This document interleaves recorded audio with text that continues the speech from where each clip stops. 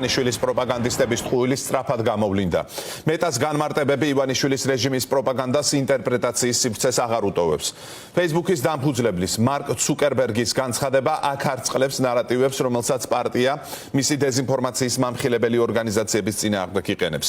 სოციალური ქსელის მართვის პოლიტიკის ცვლილება ემსახურება მხოლოდ სიტყვის თავისუფლების გაძლიერებას, დარღვევების წინააღმდეგ კი Facebook-ი მექანიზმებს ისევ იტოვებს.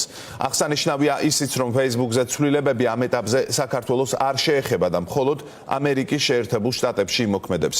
ადგილობრივი ფაქტ-ჩეკერები დეზინფორმაციული გვერდებისა და ოცნებასთან დაკავშირებული ტროლ-ბოტების გამოვლენას ისევ გააგრძელებენ. Facebook-ის დამფუძნებელი მარკ ცუკერბერგი ამერიკის შეერთებულ შტატებში სოციალური პლატფორმების მართვის პოლიტიკას ცვლის. მეტას ქვეშ გაერთიანებული სოციალური ქსელები ამ დრომდე ფაქტ-ჩეკერების მიერ სპეციალური პროგრამის დახმარებით კონტროლდებოდა. პროგრამა მკვლევრებს საშუალებას აძლევდა საეჭვო ინფორმაციისთვის შესაბამისი სტატუსი მიენიჭებინათ. მომხმარებელს კი შეეძლო დამატებითი ინფორმაციის მიღება საეჭვო შინაარსის მქონე პოსტების შესახებ. თუმცა ახლა ინფორმაციას მომხმარებელი თავად გააკონტროლებს და მის ეტიკეტირებას საკუთარი შენიშვნით შეძლებს. შევქმნით ბევრი რთული სისტემა შიგთავსის მოდერაციისთვის, მაგრამ ამ რთული სისტემის პრობლემა ისაა, რომ უშვებენ შეცდომებს. იმ შემთხვევაშიც კი თუ შემთხვევით დააცენზურებენ მხოლოდ 1%-ს. ეს მილიონობით ადამიანია და მივახციეთ წერტილს, როცა შეცდომები და ცენზურა უკვე ძალიან ბევრია. ცოტა ხნის წინანდელ არჩევნებშიც გამოჩნდა, როგორც გარდამტეხი მომენტი კიდევ ერთხელ სიტყვის თავისუფლების პრიორიტეტულობისკენ. ასე რომ ვუბრუნდებით ჩვენ საფუძვლებს და ფოკუსირდებით შეცდომების შემცირებაზე, ჩვენი პოლიტიკის გამარტივებაზე და ჩვენს პლატფორმებზე სიტყვის თავისუფლების აღდგენაზე. ამ განცხადებას მალევე ოლიგარქის ხელისუფლების სხვადასხვა რანგის წარმომადგენლების მხრიდან განცხადებები მოჰყვა. ტროლბოტების გამოყენებასა და დასპონსორებული დეზინფორმაციის გავრცელებაში არაერთხელ მხილებული ოცნება ამჯერადაც ხალხის მოტყუებას ეცადა და მეტას ეს ცვლილება საქართველოსაც დაუკავშირა. არადა ფაქტ-ჩეკერების თქმით, საქართველოსთვის არსებითად არაფერი იცვლება. პროგრამა ისევ იმუშავებს და მეტას პარტნიორი ორგანიზაციები დეზინფორმაციის გამოვლენას კვლავ გააგრძელებენ. ამ ეტაპისთვის საქართველოში პროგრამა გრძელდება, რაც შეეხება ცუკერბერგის პოლიტიკურ შეფასებას ფაქტების გადამოწმებასთან დაკავშირებით, ის არის მცდარი, არ ეფუძნება თავად იმ კვლევებს და მიგნებებს, რასაც მეტა წლების განმავლობაში აკეთებდა. ერთ-ერთი უკანასკნელი კვლევა, მაგალითად, რომელიც გასულ წელს თავად გამოაქვეყნეს, ამბობს, რომ ფაქტების გადამოწმების პროგრამა ერთ-ერთი ყველაზე წარმატებული პროგრამა იყო. მის მიუხედავად, თუ რა იქნება Facebook-ის პლატფორმაზე უახლოეს პერიოდში, საქართველოში თუ გლობალურად, ეს მიმართულება გააგრძელებს მუშაობას და მე მტკიცედ შემიძლია უთხრა იმ ადამიანებს, რომლებიც ახლა შეიძლება ნიშნის მოხებით საუბრობდნენ ამერიკაში ამ პროგრამის შეწყვეტაზე, დადგება აუცილებლად, რომ ისევ მეტას პლატფორმაზეც კი დაბრუნდება ეს პროგრამა, იმიტომ რომ არ აქვს მას ალტერნატივა.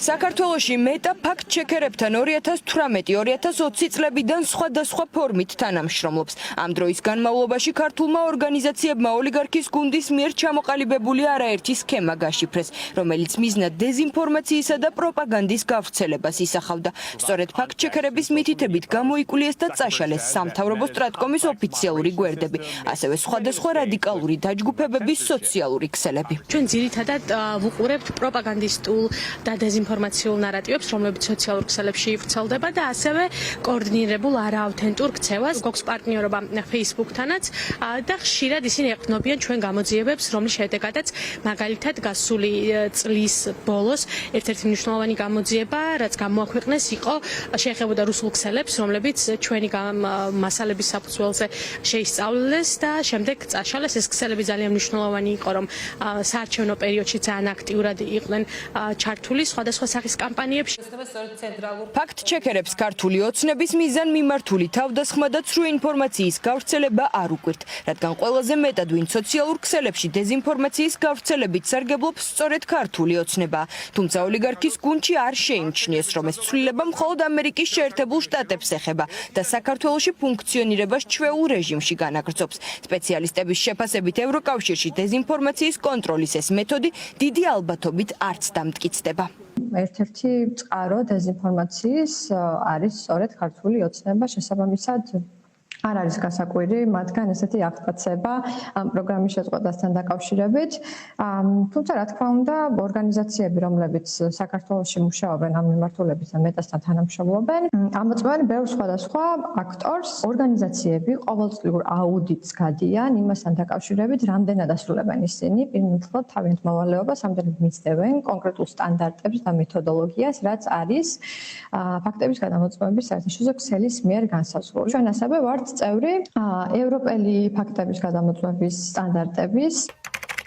მეტას ამ ექსპერიმენტს სპეციალისტები დადებითად არ აფასებენ. მათი თქმით, ფაქტ-ჩეკინგის ამ პროგრამას ალტერნატივა არ აქვს და ის ერთადერთი საშუალებაა, რომელიც მომხმარებელს სოციალურ პლატფორმაზე ინფორმაციის გადამოწმების შესაძლებლობას აძლევს.